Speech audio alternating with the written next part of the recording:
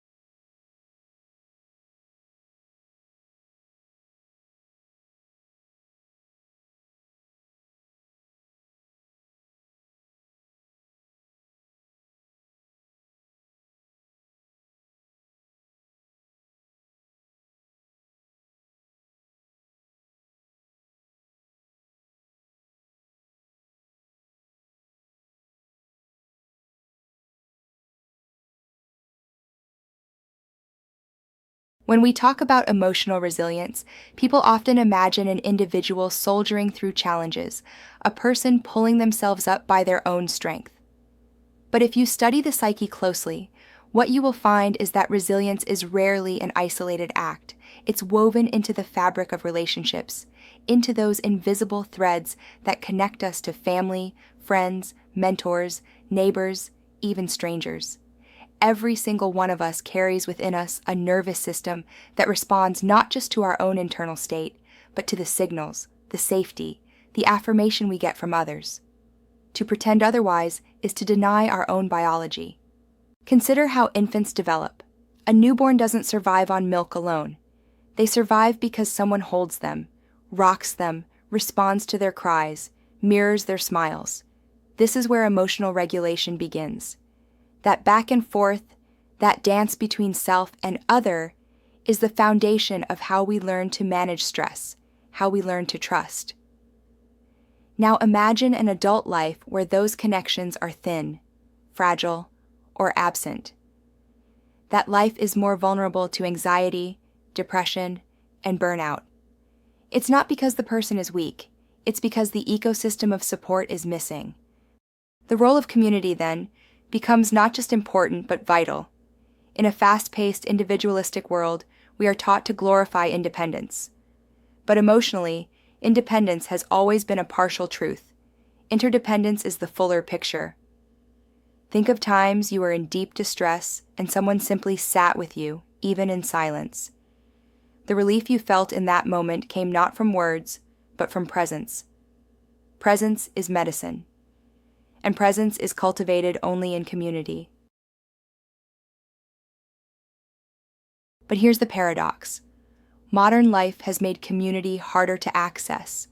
Social media tricks us into believing we are connected because our feeds are full, our phones are buzzing. Yet the deeper layers of community, the kind where someone knows your story, where you can be vulnerable without fear of being judged, where you are held accountable with love, those are thinning out. What replaces them is performance. We perform connection, but we rarely live it.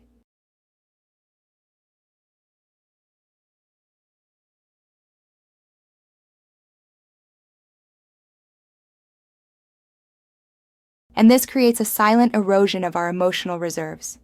When you do not have a safe circle, you begin to overburden your own psyche. You ruminate more. You suppress more. You burn out quicker. Stress feels heavier, not because stress itself is worse than in previous generations, but because we carry it alone. The human nervous system was never designed for isolation.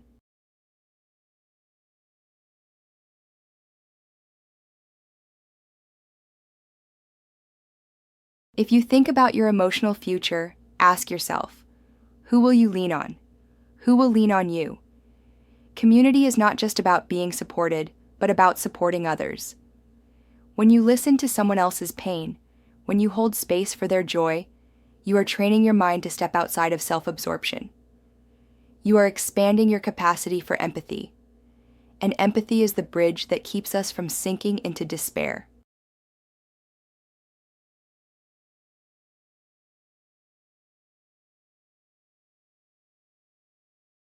Now, let me ask you something personal.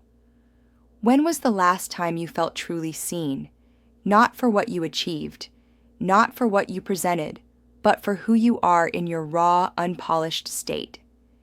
If it's been a long time, that should tell you something about the community you are surrounded by. And it's not always about numbers. Sometimes one person, deeply connected, is enough to alter the entire landscape of your emotional life. Communities also shape our narratives. Alone, we might interpret failure as permanent, rejection as fatal, and grief as unbearable. But in a circle, stories transform. When someone tells you, "I went through that too, and I survived," your nervous system relaxes. The load doesn't disappear, but it becomes shared. And shared burdens are lighter burdens. In fact, there is evidence showing that trauma itself can be metabolized differently depending on whether it is carried alone or carried in community. That's how powerful connection is.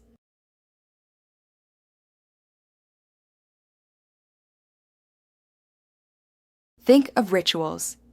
Every culture in the world has rituals: communal meals, shared prayers, dances, festivals, mourning practices. These are not arbitrary. They are psychological technologies designed to remind people they are not alone. To strip away community is to strip away resilience. And yet, in modern urban lives, rituals are disappearing, replaced by private schedules, private screens, private struggles.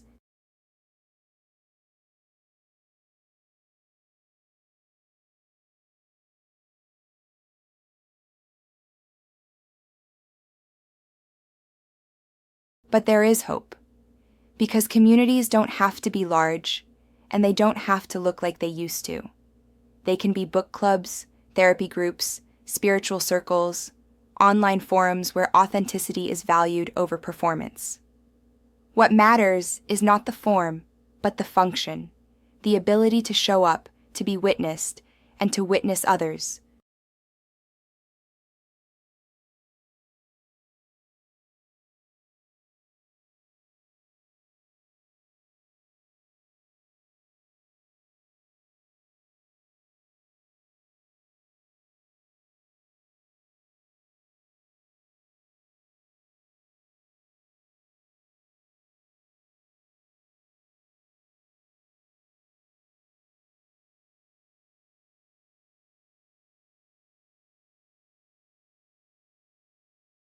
Ask yourself, if emotional wealth is the currency of the future, what inheritance are you building?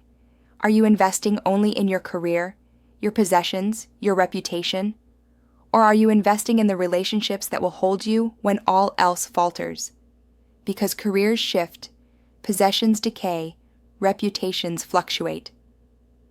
But a community, a true community, becomes the anchor that steadies you in storms.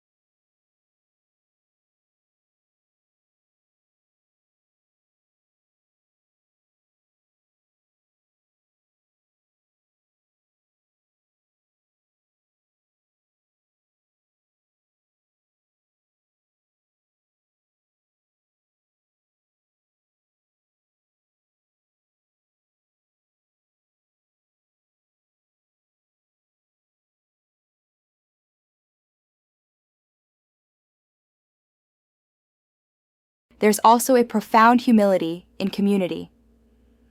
Alone, we start to believe our perspective is the whole truth. Together, we are forced to see multiplicity. We are confronted with the fact that our struggles are not unique, our patterns are not special, our wounds are not unprecedented. That realization is not meant to diminish us. It liberates us.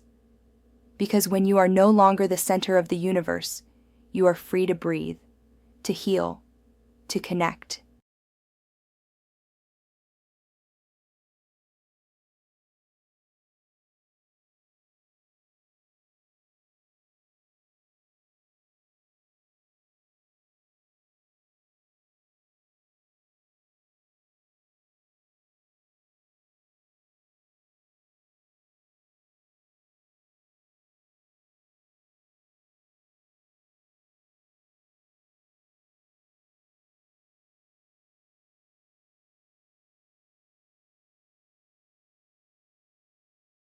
And think of joy.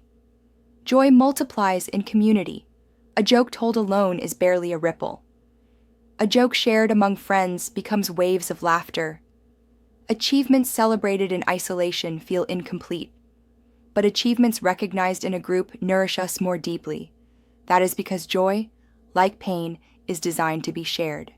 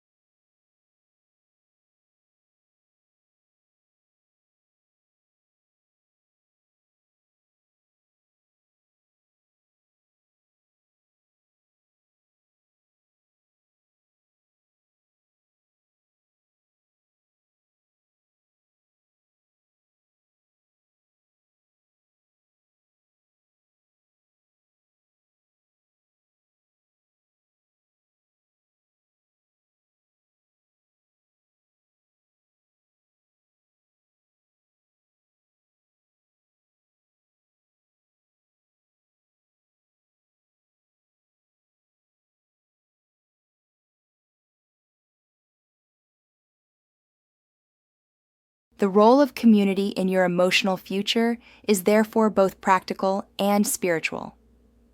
Practical, because it provides real resources, help, guidance, perspective. Spiritual, because it fulfills the deep human longing to belong. Belonging is not just a social need, it is an existential one. To belong is to feel rooted in the vastness of life, to know you are part of something greater than yourself.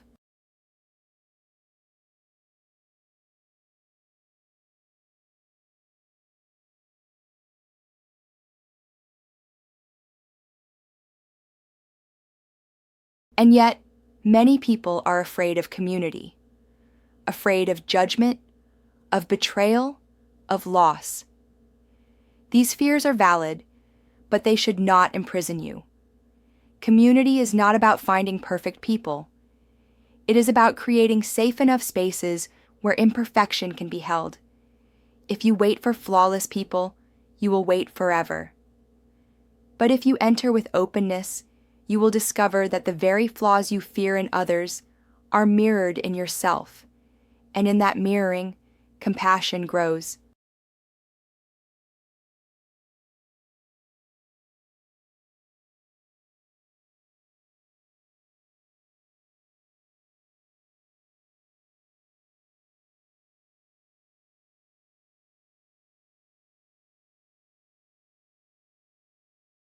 So as you think of the years ahead, remember this: your emotional health is not a solo project.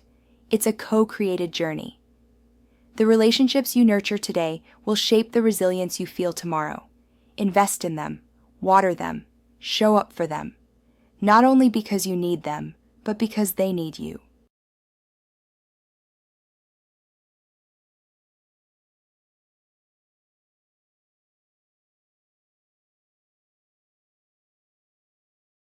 If these words resonated with you, I'd love for you to subscribe to this channel. Not just for the content, but so that we can form a community of like-minded souls. People who value depth over distraction, presence over performance, connection over isolation. Because in the end, none of us are meant to walk this journey alone.